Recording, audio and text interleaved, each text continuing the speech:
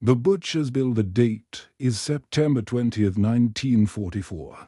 The location is the southern bank of the Wal River in Nijmegen, Netherlands. For Lieutenant James Maggie Megellis and the men of the 504th Parachute Infantry Regiment. The war has ceased to be a series of maps and strategic objectives. It has become a matter of horizontal distance, specifically 400 yards of grey, churning water. Operation Market Garden. The ambitious plan by Field Marshal Bernard Montgomery turned the war by Christmas by seizing a carpet of bridges into Germany is dying. The British 1st Airborne is trapped and being decimated at Arnhem. The highway to hell is choked with wreckage, and here, in Nijmegen, the massive rail and road bridges remain in German hands, rigged with explosives and guarded by the battle-hardened veterans of the 10th SS Panzer Division Fronsburg. General James Gavin, commander of the 82nd Airborne, has made a desperate call if the British tanks cannot cross the bridge. The Americans must cross the river in boats, outflank the German defenses, and seize the northern end of the bridge before the Nazis can blow it into the Rhine. But there's a problem. A catastrophic, logistical nightmare of a problem. There are no boats. The canvas coffins at 2 o'clock p.m. The fleet finally arrives on British trucks. Megellis watches as the gear is unloaded, and his heart sinks. These aren't assault boats. They are empty collapsible canvas boats. To call them boats is a generous use of the English language. They consist of a heavy plywood floor and canvas sides held up by removable wooden struts. They have no motors. They have no armor. They don't even have proper oars. Most of the men are handed small, flimsy wooden paddles that look like they belong in a children's park. The men of the 504th look at the canvas. They look at the 400 yards of open water. Then they look at the opposite bank, where the German skyline is jagged with the silhouettes of concrete bunkers, flak towers, and MG-40 machine gun nests. The sun is high. There is no cover. No darkness, just a thin, pathetic screen of white phosphorus smoke provided by light artillery, which is quickly being shredded by a stiff breeze blowing off the water. The technical reality is simple. The German defenders have a clear field of fire across a flat surface, in the language of military ballistics. The Americans are moving into a kill box with a projected 90% casualty rate. Into the churn go. The whistle screams through the air, nearly drowned out by the thunder of British tanks firing over the paratroopers' heads. Megellis grabs the side of his boat. It takes 13 men to carry the 400-pound awkward mass of wood and canvas. They sprint across the mud flats, their boots sinking into the silt of the wall. The moment the first boat touches the water, the river erupts. The Germans on the northern bank aren't just firing, they are harvesting. The MG-42, known as Hitler's buzzsaw for its 1,200 rounds per minute firing rate, creates a literal wall of lead. The sound isn't like gunfire. It's a continuous, ripping sound. Like a giant sheet of canvas being torn in half. Megellis's boat hits the current. The wall is not. A calm river. It is a tidal surge moving at nearly 8 miles per hour. The flimsy paddles are useless against the weight of 13 men and the power of the water. Men begin to use the butts of their Thompson submachine guns to row. Some use their helmets. Anything to move the canvas coffin forward. To Megellis's left, a boat takes a direct hit from a 20mm flak gun. The plywood floor splinters, and the canvas sides collapse instantly. The men, weighed down by 70 pounds of gear, grenades, ammunition, and soaked wool uniforms, don't even have time to scream before the current pulls them under. They disappear into the grey depths, their lungs filling with the cold water of the wall. The psychology of the crossing, what goes through a man's mind when he is sitting in a folding boat, watching his friends' heads explode like overripe melons. For measureless, the fear is replaced by a cold, mechanical clarity. This is a phenomenon often cited in combat psychology, the focus of the damned. When the odds of survival drop below a certain threshold, the brain stops calculating the future and focuses entirely on the micro-movements of the present. Row, lift, row, lift. The water on the boat is boiling, not from heat, but from the thousands of bullets hitting the surface. Each splash is a reminder of a missed death. Measureless feels the boat lurch as a bullet zips through the canvas side. Inches from his thigh, he doesn't flinch. He screams at his men to keep paddling. The smoke screen is gone now. The paratroopers are exposed in the bright afternoon sun. On the northern bank, the SS officers are laughing.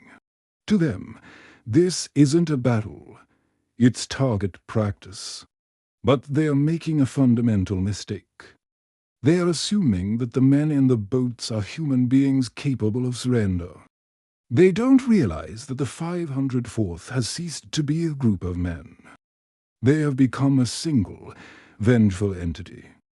The red shore, halfway across. The casualties are staggering. Of the 26 boats that started the first wave, only 13 are still functional. The river is littered with floating helmets, overturned plywood, and bodies. Measureless looks back. He sees the second wave of boats being hit before they even leave the shore. He looks forward. The northern bank is 100 yards away. He can see the muzzle flashes of the MG-42s. He can see the grey uniforms of the Germans in the trenches. He feels a sharp sting in his arm shrapnel, but he ignores it. The adrenaline in his system is a chemical cocktail that numbs everything but the objective. The objective is the bridge. The objective is the man behind the machine gun. Hit the water. Measureless yells as the boat nears the shallows. He doesn't wait for the boat to touch the sand. He leaps into the waist-deep water, holding his Thompson over his head. The water is cold, but he feels like he's on fire. Behind him, the survivors of his platoon scramble out of the wreckage of their boats. They don't take cover. They don't wait for orders. They begin to run up the steep embankment, screaming a wordless, primal cry of rage. They have just crossed the river of death, and now they are going to make the Germans pay the toll. After crossing the river, the real battle had begun. When James Maggie Measureless and his remaining paratroopers reached the northern bank of the river, they were confronted with a new scene of death. Before them lay an open field, and behind it, a slope leading to the Nijmegen Bridge. The German soldiers, who had been aiming with mirth until then, had lost their laughter. They had never imagined that a human being would cross that bloody river and stand before them alive. Measureless looked at his soldiers. Their clothes were wet, their bodies shivering with cold, but their eyes held only hatred and the fire of revenge for the enemy. The bridgehead at Nijmegen was like a maze, where behind every house and every wall lurked a German sniper or machine gun. Measureless used a new technique here called marching fire. He ordered his soldiers to fire continuously while moving, rather than stopping and taking aim. Its aim was to frighten the enemy so much that they could not raise their heads. Measureless himself was at the forefront, spewing fire from his Thompson submachine gun and rushing into the enemy trenches. This battle was no longer a distant one, but had come to a head. Bayonets were being fired, and the entire city was reeling from grenade blasts. Measureless came to be known as the Ghost of Nijmegen because he would meet the enemy where they had never even thought of. Once he entered a building alone where German soldiers were ambushed. Before they could even raise their guns, Maggie had them all cornered in minutes. Their fighting style was so swift and dangerous that the enemy would think an entire platoon was attacking them. This was the worst form of urban warfare. Clearing each room required risking one's life. The deathly silence in the galleys was only broken by the explosion of a grenade or the roar of a machine gun. The real obstacle still remained the edge of Nijmegen Bridge, where the German army had installed heavy 88mm guns. These guns could destroy any tank or human in minutes. Megillus signaled his men to emerge from behind the bunkers and attack the enemy's flag towers. They saw that British tanks were now trying to cross the bridge from the other side of the river. But unless Megillus silenced those heavy enemy guns, the tanks would be unable to advance. Maggie, along with his soldiers, wreaked havoc on the enemy base, forcing the German soldiers to abandon their weapons and flee. By evening, the Allied forces had captured the Nijmegen Bridge. Maggie Megillus had accomplished what military experts had considered impossible, but this success came at a heavy price. Many of his comrades were now lost forever in the sea or in the city's streets, the bloodstains. On the bridge's steel beams were still fresh. When Megillus leaned against a wall, exhausted, he realized that the war had changed him. He was no longer just a lieutenant, but a force that struck fear into the hearts of the enemy. But he had no idea that the real test lay ahead, where he would face mountains of ice and iron. The winter of December 1944 brought a new message of death for James Megillus and his 504th Regiment. While all of Europe was preparing for Christmas, Hitler made his last and greatest move, known as the Battle of the Bulge. The Allied forces thought the German army was finished, but suddenly, millions of German soldiers and hundreds of tanks emerged from the dense forests of the Ardennes. The 82nd Airborne, without any preparation, was put into open trucks and sent towards the snow-covered hills. These soldiers had neither clothing to protect themselves from the cold nor adequate ammunition. The temperature of the Ardennes had dropped to -20 C. Maggie Megillus saw that her soldiers' toes were turning blue due to the snow and their boots were frozen in ice. This war was now not only against the enemy, but also against nature. Lack of food and lack of sleep had started breaking the man from within, but Maggie did not let the courage of her soldiers fall. They dug foxholes in the snow where they would stay awake all night, waiting for the enemy. Their aim was to stop the German army at any cost, preventing them from reaching Allied supply lines. The real danger began when the roar of King Tiger tanks was heard. These 70-ton steel protectors could destroy any American tank with a single blow. Their armor was so thick that even a standard bazooka shell would have no effect on them. Megillus received news that the German 1st SS Panzer Division was advancing towards them. This was the same division renowned for its ruthlessness. Maggie hid his soldiers behind snow-covered trees. They had only one choice, either freeze to death in the snow, or face these iron mountains.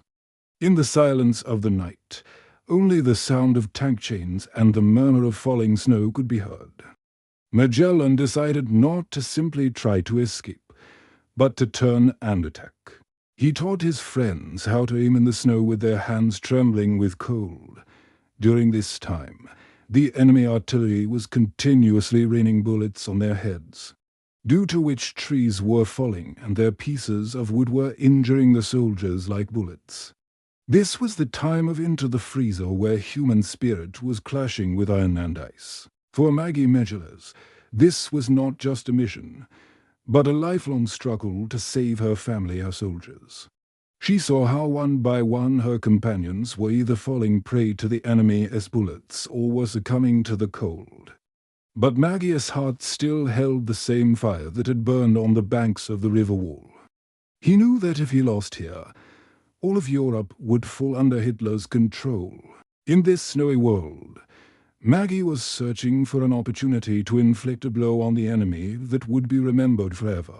On the morning of January 28, 1945, outside Harrisbach, Belgium, A disaster was about to unfold that defied human comprehension. The snow-covered ground was shrouded in smoke and silence. But this silence signaled the approach of the enemy. James Medjolas and his platoon were taking up positions on a low hill when suddenly the ground began to tremble. A massive iron wall emerged from behind the trees. A German King Tiger tank. This 70-ton monster was slowly turning its 88mm main gun toward Medjolas's men. Maggie knew that if that tank fired even one shell, his entire platoon would be buried in the snow. The fear of death was clearly visible on the faces of every soldier present there. The bazooka team tried, but the shell hit the tank's thick armor and fell as if someone had thrown a stone. Medjolas saw that his soldiers were frozen with fear. At that moment, Maggie did what made him a legend in the American military. He gave no orders, asked for no help. He grabbed his Thompson gun, took out 2 grenades, and ran alone towards that mountain of iron. It was such calculated insanity that even the German tank commander would have been stunned, slipping through the snow and dodging enemy machine gun fire. Medjolas got close enough to the tank that the tank's own guns couldn't hit him. Taking advantage of the tank's blind spots, Maggie climbed atop it. His boots slid against the tank's hot engine. But his aim was unmistakable. He pulled out a grenade, pulled out its pin, and hurled it straight through the tank's turret hatch. There was silence for a moment, and then a powerful explosion. The ammunition inside the tank caught fire, and the steel shield was torn apart from within. Dodging through the smoke of the explosion, Medjolas didn't look back. The tank was destroyed, but his work wasn't over yet. He signaled to his soldiers and, using the destroyed tank as a shield, they charged into the enemy trenches. Maggie's bravery instilled such courage in his soldiers that they captured the entire village. Within minutes and forced over 100 German soldiers to surrender. This was a battle where one man, with his courage, defeated the might of iron. From that day forward, Maggie Medjolas's name was on every soldier's lips. He was awarded the Silver Star and the Distinguished Service Cross for this feat. But for him, these medals were merely a reminder of the day he stared death in the eye. The tank that had brought the message of death now lay a charred skeleton in the snow. But the real question was whether, after coming out of such a fierce battle, can any person ever remain normal like before? The end of the war came not with celebration, but with a deep silence. By April 1945, James Medjolas and the 82nd Airborne had reached the heart of Germany. But before the enemy surrendered, they were confronted with a truth that forever shattered any remaining innocence within them. They liberated a concentration camp called Woblin. What they saw there was more horrifying than any battle. The man who wasn't afraid of Tiger tanks was shattered by the sight of those living corpses reduced to mere bones. The air there smelled of death and cruelty, a scent that Maggie could never shake. When Medjolas returned to America in late 1945, he was welcomed like a hero. His chest was adorned with medals, and his name was plastered across the newspapers. But like Bob Hoover, Maggie didn't tell anyone about his bravery for years. He remained a quiet hero. They returned to a society where people talked in grocery stores and slept peacefully, while Maggie's nights were still filled with the chill of the Wall River and the snow of the Ardennes. He felt that what he had done was simply his duty to the soldiers who could not return. Time passed, and Maggie reconnected with his life. But his bond with his regiment and the people he had freed never broke. Decades later, he returned to the Netherlands there. He was welcomed like a messiah. Those who survived in 1944 were now old.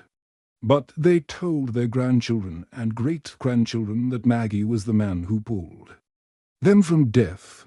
Standing on that bridge in Nijmegen, Megillus looked back at the waves and remembered the friends who couldn't cross that 400-yard distance.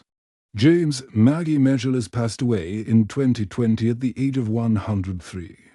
He was the 82nd Airborne's most decorated officer.